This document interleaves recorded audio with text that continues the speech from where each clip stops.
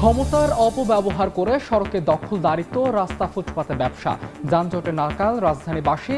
একগুচ্ছ উন্নয়ন প্রকল্পেও মেলেনি সুফল, আইন প্রয়োগে কঠোর হওয়ার তাগিদ। কোটি টাকার মালিক শেখ হাসিনার সাবেক পিয়ন জাহাঙ্গীর বাগিয়ে নেন দলীয় পদও, অনুসন্ধানে দুদক, শীঘ্রই প্রতিবেদন। সুদিন ফিরছে চট্টগ্রামের পোশাক শিল্পে। ঢাকার শিল্পাঞ্চলে অস্থিরতার শঙ্কায় বন্দরনগরীতে ভিড়ছেন বিনিয়োগকারীরা। সুযোগ কাজে লাগাতে হচ্ছে নতুন কারখানা। অবসান হতে যাচ্ছে ঘন কুয়াশায় শাহজালাল বিমানবন্দরে উড়োজাহাজ ওঠানামা জটিলতার। ইনস্ট্রুমেন্ট ল্যান্ডিং সিস্টেম প্রযুক্তি 2 উন্নীত, যাত্রী ভোগান্তি কমার আশা।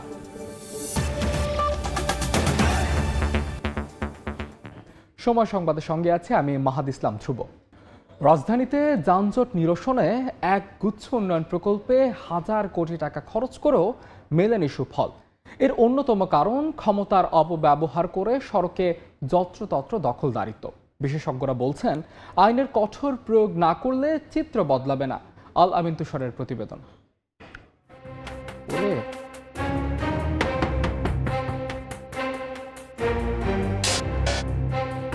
দৈনন্দিন কর্মঘণ্টার একটি বড় অংশই রাজধানীবাসীর পার হয় যানজটে। এ যেন অবর্ণনীয় দুর্ভোগ মেনে নিয়েই দিনাতিপাত নগরবাসীর। এতে আবার মরার উপর খাড়ার ঘা সড়ক দখল। আমি যেখানটায় অবস্থান করছি সেখানটা কিন্তু রাস্তারই অংশ, সেখানটাকে দখল করে হচ্ছে নির্মাণ সামগ্রীর ব্যবসা। এই একই অবস্থা কিন্তু রাজধানীর আরও বেশ কয়েকটি সড়কে। কোথাও নির্মাণ সামগ্রী, কোথাও নানান পণ্যের পসরা সাজিয়ে ব্যবসা, আবার কোথাও ট্রাক, বাস কিংবা লেগুনার স্ট্যান্ড। রাজনৈতিক নেতারা গেছে, আরেক দল আসছে, এইভাবে চলবে। নতুন গতি পয়েছে অ্যাডভান্স দেওয়া লাগছিল 50,000 টাকা, আর প্রতি মাসে ভাড়া ছিল 10,000 টাকা। বেনালা বলে যে এটা তোদের জায়গা লাগায়নি, সরকারি জায়গা লাগাইছে। বাস স্টপে বাস না থামায় সে জায়গাটাও দখলে রাখে ব্যক্তিগত গাড়ি। এতে বাসগুলো থামছে মোড়ে মোড়ে, সেখানেও আবার বাসের সাথে দাঁড়িয়ে থাকে রাইড শেয়ারকারীর মোটরসাইকেল এবং রিক্সা। আর তাতে যানজট ভয়াবহ রূপ নেয়। আর এসব দেখার যে কেউ নেই। সিটি কর্পোরেশন বলছে এসব থামাতে আরও কিছুদিন সময় লাগবে। রাস্তার মধ্যে প্রথমত বসতেই পারবে না, তারপরে ফুটপাতেও নয়, তারা তাদের সুনির্দিষ্ট জায়গায় চলে যেতে হবে। প্রথমত তাদেরকে উদ্বুদ্ধ করে এই বিষয়টি তাদেরকে নিবৃত করার জন্য অনুরোধ করা হবে।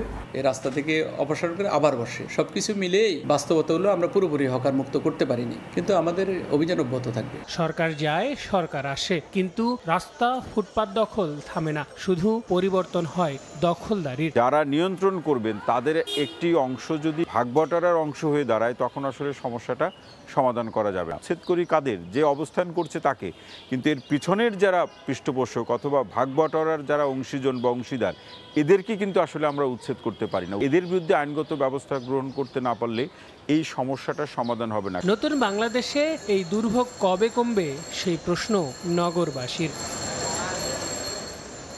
প্রতিটা ক্ষেত্রেই এমন দখলদারিত্ব কাদের ছাসায় হচ্ছে তা যেন কেউ খুঁজে পেয়েও পাচ্ছে না। আল আমিন তুষার, সময় সংবাদ, ঢাকা। সাবেক প্রধানমন্ত্রীর পিয়ন হয়ে আলাদিনের চেরাগ পেয়ে যান জাহাঙ্গীর আলম। দুহাত ভরে কামিয়ে নেন বিপুল অর্থ। রাজপ্রাসাদ তৈরি করে ছাড়েন টিনের ঘর। এলাকাবাসী বলছেন, আওয়ামী লীগ আমলে দুর্নীতি করে গড়েন সম্পদের পাহাড়। এই নিয়ে অনুসন্ধান করছে দুদক। নোয়াখালী থেকে সাইফুল্লাহ কামরুলকে সঙ্গে নিয়ে জুলহাস তালুকদারের ক্যামেরায় আতিয়া সজলের রিপোর্ট।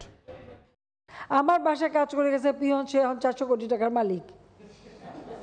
হেলিকপ্টার ছাড়া চলে না। হ্যাঁ, বাস্তব কথা। কি করে বানালো এই টাকা? ওই পিয়ন জাহাঙ্গীর আলমের বাড়ি নোয়াখালীর চাটখিল উপজেলার খিলপাড়া ইউনিয়নের নাহারখিল গ্রামে। তার বাবা ছিলেন কেরানি। টিনের ঘরে ছিল তাদের বসবাস। 2009 সালে প্রধানমন্ত্রীর পিয়ন হিসেবে যোগ দেওয়ার পর বদলে যায় জাহাঙ্গীরের জীবন। নিজেকে পরিচয় দিতে থাকেন শেখ হাসিনার ব্যক্তিগত সহকারী হিসেবে। গণভবনে থাকাকালে আওয়ামী লীগ নেতাদের চেয়েও হয়ে ওঠেন ক্ষমতাবান, করেন বেপরোয়া তদবির বাণিজ্য। এমনকি আওয়ামী লীগ নেতাদের কাছ থেকেও হাতিয়ে নেন বিপুল অর্থ। নিজ এলাকায় গড়ে তোলেন বিশাল প্রাসাদ ও খামার। বিপুল অবৈধ অর্থের মালিক হওয়ার পাশাপাশি নোয়াখালী জেলা আওয়ামী লীগের সহসভাপতির পদও বাগিয়ে নেন জাহাঙ্গীর। একসময় বিএনপির রাজনীতিতে জড়িত ভাই ও ভাগিনাকেও আনেন জেলা কমিটিতে। উনি মাঝে মধ্যে আসতেন তো কালো রঙের একটা গাড়ি নিয়ে। জাহাঙ্গীর সাহেবের প্রজেক্ট, শেখ হাসিনার পিএস সরকারের আমলে তো ধরে না, শেখ হাসিনা ঘর কুয়েছে হিগনকার 200 কোটি টাকার মালিক হয়ে গেছে। আলমগীর বর্তমান করতে বিএমপি তে সে বিনা প্রতিদ্বন্দ্বিতা জাহাঙ্গীর তারে আওয়ামী লীগের থেকে নমিনেশন দিয়ে বিনা প্রতিদ্বন্দ্বিতা চেয়ারম্যান বানাই দিচ্ছে। তার ভাগিনারা সে জেলা পরিষদের সদস্য বানাইছে বিনা প্রতিদ্বন্দ্বিতা।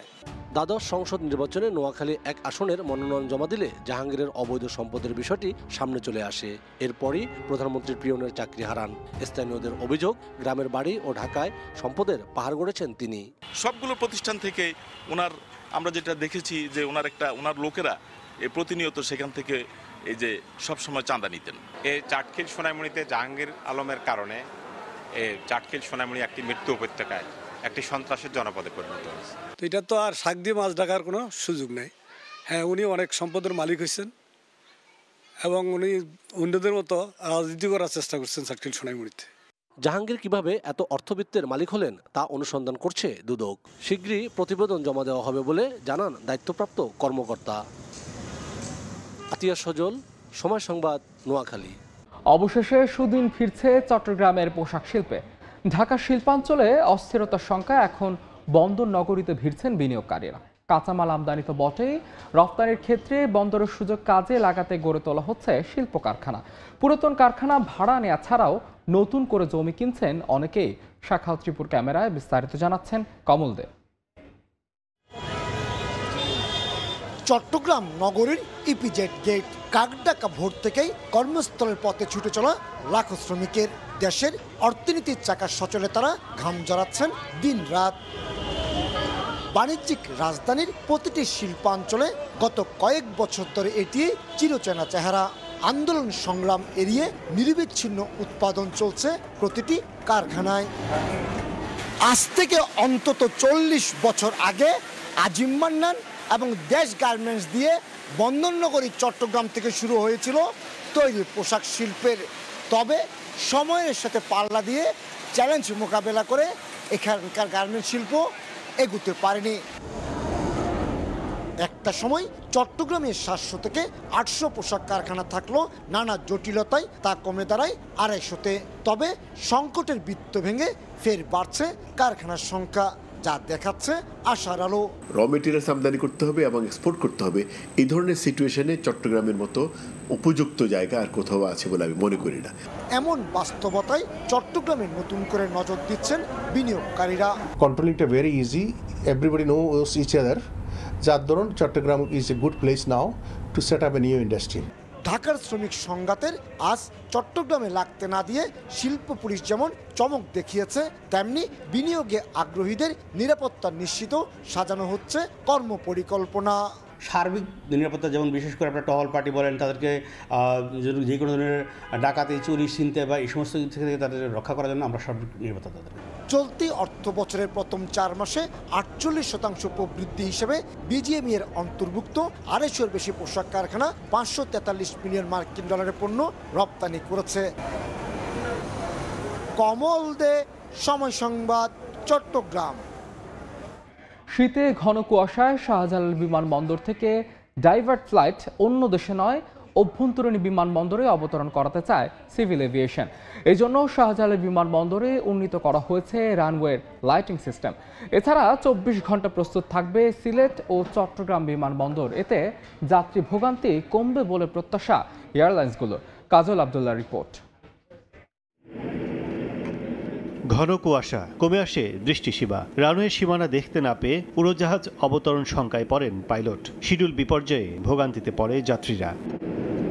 প্রতি বছর শীত মৌসুমে অন্যান্য দেশের মতো শাহজালাল বিমানবন্দরের আকাশ আচ্ছন্ন হয় ঘন কুয়াশায়। এতে দেশি বিদেশি অনেক ফ্লাইট ডাইভার্ট করতে হয় পার্শ্ববর্তী দেশগুলোতে। এবার ভোগান্তির অবসান করতে চায় বাংলাদেশ সিভিল এভিয়েশন। তথ্য অনুযায়ী বৈরী আবহাওয়ায় শাহজালাল বিমানবন্দরে উড়োজাহাজ ওঠানামার জটিলতা নিরসনে ইনস্ট্রুমেন্ট ল্যান্ডিং সিস্টেম বা ILS প্রযুক্তি 1 থেকে 2-এ উন্নীত করার কাজ শেষ। অপেক্ষা বিদেশি ফ্লাইটের মাধ্যমে পরীক্ষার। পাশাপাশি শাহজালাল থেকে ডাইভার্ট ফ্লাইট প্রথমবারের মতো নিয়ে যাওয়ার পরিকল্পনা ওসমানী ও শাহ আমানত আন্তর্জাতিক বিমানবন্দরে। সমস্ত প্রস্তুতি সম্পন্ন হয়েছে, শুধু একটা বিদেশি এয়ারক্রাফট যারা অ্যাসেস করে তো তাদের একটা ফ্লাইং লাগে তারা ক্যাটাগরাইজেশন করার জন্য, তো ওরা এসে ওদের সাথে যোগাযোগ চলছে আমাদের ব্যাড ওয়েদারের ভিতরে। এবার আমরা প্রথমবার চালু করছি, আমি স্ট্যান্ড বাই হিসেবে এবার আমি করছি চিটাগং শাহ আমানত ইন্টারন্যাশনাল এয়ারপোর্ট। সপ্তাহে 4 দিন 24 আওয়ার্স খোলা থাকবে এবং বাকি 3 দিন শাহ আমানত ওসমানী ইন্টারন্যাশনাল এয়ারপোর্ট 3 দিন খোলা থাকবে। স্বাভাবিকভাবেই অন্য দেশে অনাকাঙ্ক্ষিত ফ্লাইট অবতরণ যোগ করে বাড়তি খরচ। নতুন ব্যবস্থাপনায় আস্থাশীল এয়ারলাইন্সগুলো। কম্পারেটিভলি আমি বলবো যে একটা আদার্স কান্ট্রিতে যদি ডাইভার্টের যে কস্টিংটা আসে তার চেয়ে অনেক কস্ট কম দিয়ে আসলে আমাদের লোকাল এয়ারপোর্টগুলোতে ল্যান্ড করলে আমরা সেই ফ্যাসিলিটিসটা পাবো। বাট অনেক দেরিতে হলেও যদি এটা আমি বলবো যে ডিসিশনটা এসে থাকে এবং সেটা যদি প্রভাব আসলে আমরা পাই তাহলে এয়ারলাইন্সগুলো বেনিফিটেড হবে। এদিকে স্বল্প দূরত্বে অভ্যন্তরীণ অন্যান্য বিমানবন্দর ব্যবহার নিয়ে শঙ্কায় বিশেষজ্ঞরা। ওয়েদারের ডিসরাপশনে সারা পৃথিবীতে যা হয় আমাদেরও এটা মেনে নিতে হবে। এখানেও করলেন, সিলেটেও করলেন, চিটাগংও করলে, যশোরেও করলে, সৈয়দপুর করলে, বাট এত ছোট মাইলেজের মধ্যে তো ওয়েব প্যাটার্নটা কিন্তু একই থাকে মোটামুটি। প্রায় 44 বছর পর ILS ক্যাটাগরি 2-এ উন্নীত হচ্ছে শাহজালাল বিমানবন্দর। যদিও খারাপ আবহাওয়ায় অবতরণযোগ্য দৃষ্টিসীমা নিশ্চিতে উন্নত দেশগুলো ইতোমধ্যে ব্যবহার করছে ILS 3 প্রযুক্তি। কাজল আব্দুল্লাহ, সময় সংবাদ। বরিশালে বৈষম্য বিরোধী ছাত্র আন্দোলনের শহীদদের স্বজনদের আর্থিক সহায়তা দেবে জুলাই স্মৃতি ফাউন্ডেশন। বিস্তারিত জানাতে নগরের শিল্পকলা একাডেমিতে আছেন সহকর্মী অপূর্ব অপু। সরাসরি যাচ্ছি তার কাছে। অপু,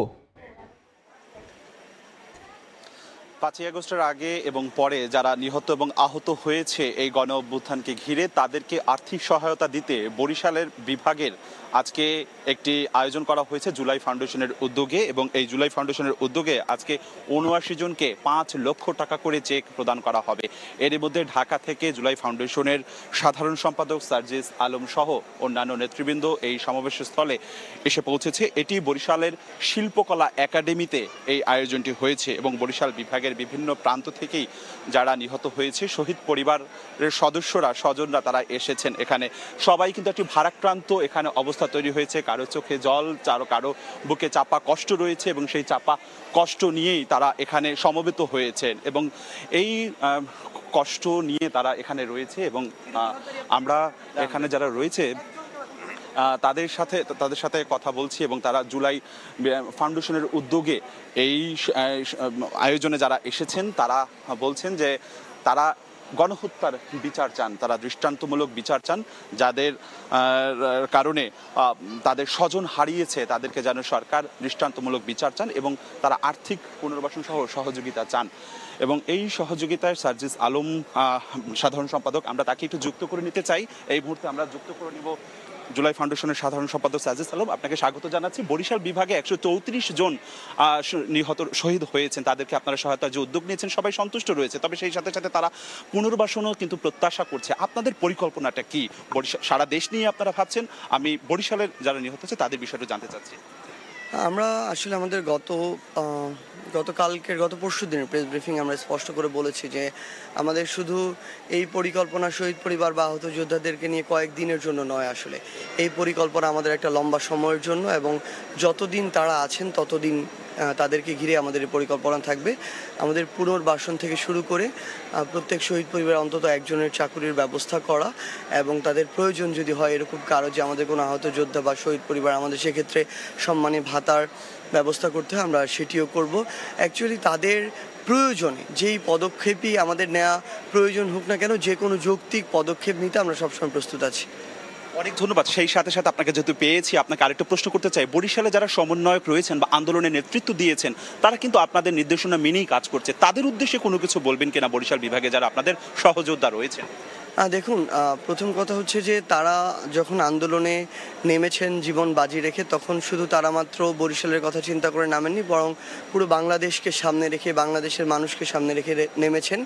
আমরা বিশ্বাস করি তাদের যে এই যে স্পিরিট, এই স্পিরিটটি অভ্যুত্থানের পূর্বে যেমন ছিল অভ্যুত্থানের পরেও থাকবে, কারণ পূর্বে যেই আমাদের দায়িত্বটুকু ছিল সেই দায়িত্ব আমরা সকলে একসাথে পালন করেছি, কিন্তু সামনে যে দায়িত্বগুলো আছে এই দায়িত্বগুলো আরও অনেক বড়, আরও অনেক কঠিন এবং সেই চ্যালেঞ্জগুলো মোকাবেলা করাও কঠিন। সেক্ষেত্রে আমাদের আরও ঐক্যবদ্ধ থাকা অনেক বেশি প্রয়োজন। অনেক ধন্যবাদ সার্জিস আলম, জুলাই ফাউন্ডেশনের সাধারণ সম্পাদক যুক্ত হয়ে তিনি কিন্তু তার পরিকল্পনার কথা জানিয়েছে। এই যারা নিহত শহীদ পরিবার রয়েছে, এই শহীদ পরিবারে শুধুমাত্র আর্থিক সহায়তা নয়, তাদেরকে কিন্তু তারা পুনর্বাসন করতে চাকরির জন্য কিন্তু তারা চেষ্টা চালাচ্ছেন। সেই সাথে সাথে সমন্বয়কদের উদ্দেশ্যে মাঠ পর্যায়ে সমন্বয়কদের সাথে নানা ধরনের নির্দেশনা একটু বাদে আনুষ্ঠানিকভাবে শুরু হবে, সেই খবর আপনাদেরকে জানাবো। সবশেষ আমার কাছে এতটুকুই ছিল খবর। সরাসরি যুক্ত ছিলাম বরিশালে। জেলা বিএনপির দ্বিবার্ষিক কাউন্সিলে ভার্চুয়ালি অংশ নেবেন দলের ভারপ্রাপ্ত চেয়ারম্যান তারেক রহমান। অনুষ্ঠানে উপস্থিত থাকবেন মহাসচিব মির্জা ফখরুল ইসলাম আলমগীর সহ কেন্দ্রীয় নেতারা। বিস্তারিত জানাতে টাউন ফুটবল মাঠে আছেন রিপোর্টার আহমেদ সালেহীন। সরাসরি যাচ্ছে তার কাছে। সালেহীন, চুয়াডাঙ্গা জেলা বিএনপির কাউন্সিল অনুষ্ঠিত হচ্ছে আজ, আর এই উপলক্ষে এখানে একটি উৎসব মুখর পরিবেশ তৈরি হচ্ছে জেলায়।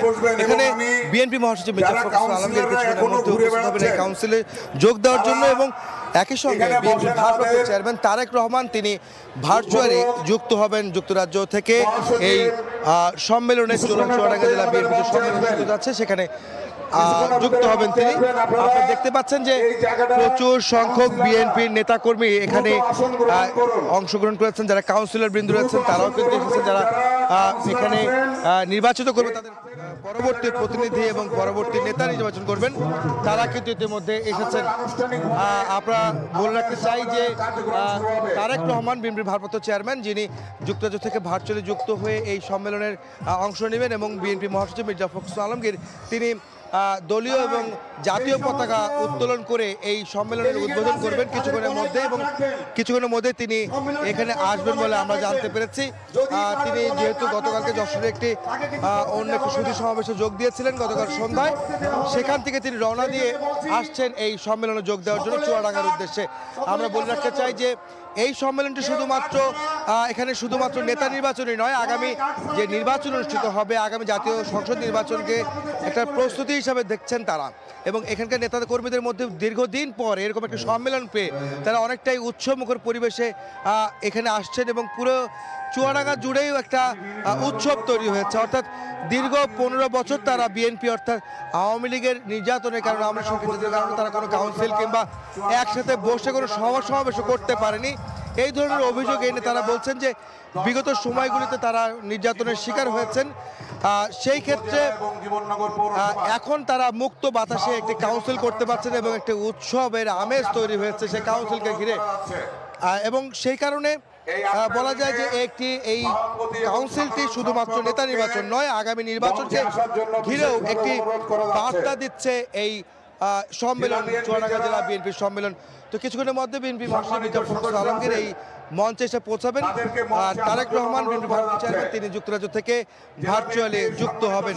তো এই ছিল আমার কাছে চুয়াডাঙ্গা জেলা বিএনপির সম্মেলনের সবশেষ খবর। সরাসরি যুক্ত ছিলাম চুয়াডাঙ্গায়। সংবাদ, কক্সবাজারের নাজিরাত টেকের শুটকির কদর দেশ জুড়ে। শীত মৌসুমে কর্মব্যস্ততায় মুখর থাকে দেশের সবচেয়ে বড় এই শুটকি মহল।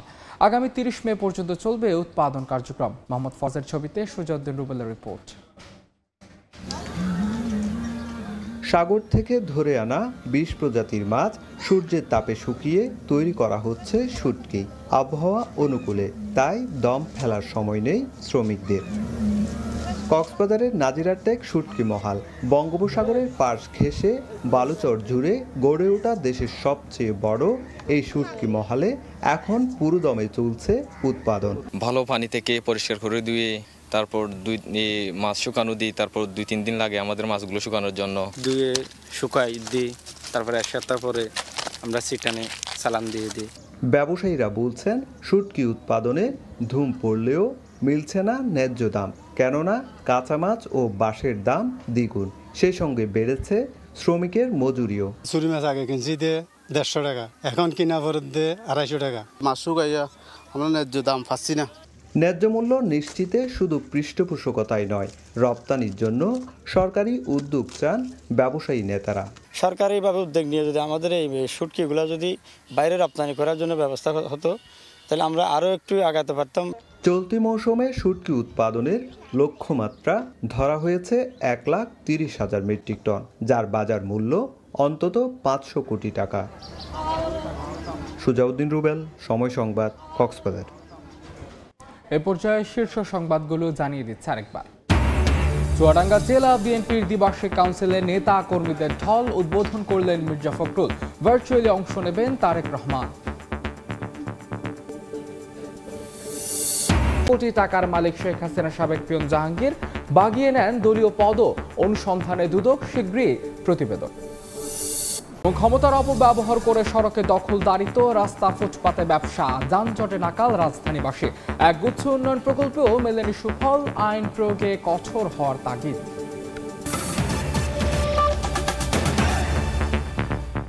এই ছিল সময় সংবাদের, সঙ্গে থাকুন সময়।